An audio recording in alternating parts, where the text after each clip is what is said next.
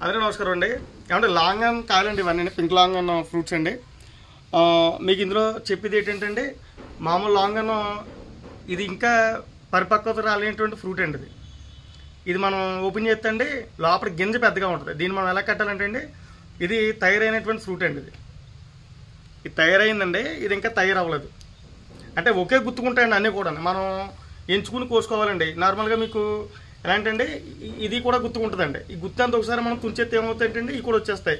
ఇది ఇంకా తయారవ్వని ఫ్రూట్ అండి. మీకు ఒకసారి చూపిస్తాను. నేను ప్రజెంట్ ముందు మీకు తయారుకు రానటువంటి ఫ్రూట్ని చూపిస్తాను చూడండి.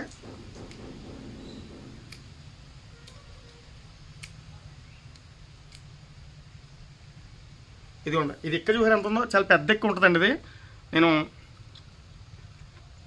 ఎక్క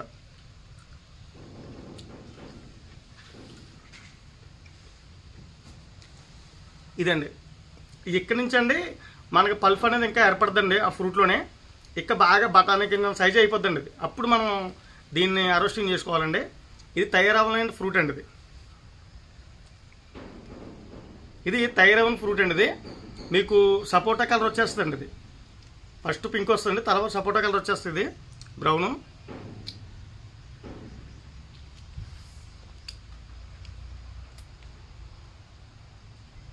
గొండ పల్పు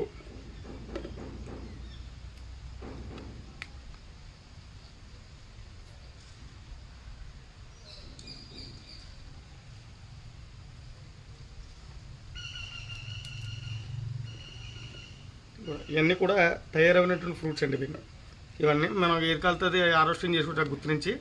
సో నాకు మొన్న ఒక ఆయన ఫోన్ చేసి ఏమంటే గుర్తు కోసామండి, కాకపోతే ఏంటంటే మనకి కొన్ని సైజ్ అవ్వలేదు అంటున్నారు. సైజ్ అంటే ప్రత్యేకంగా అవ్వదండి, ఇది సైజ్ అవ్వని ఫ్రూట్ అండి.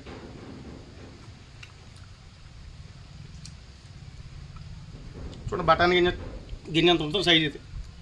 ఇది ఫ్రూటింగ్ అయిపోయినటువంటి చెట్టు అండి. ఇది ఇలా తయారవ్వాలండి.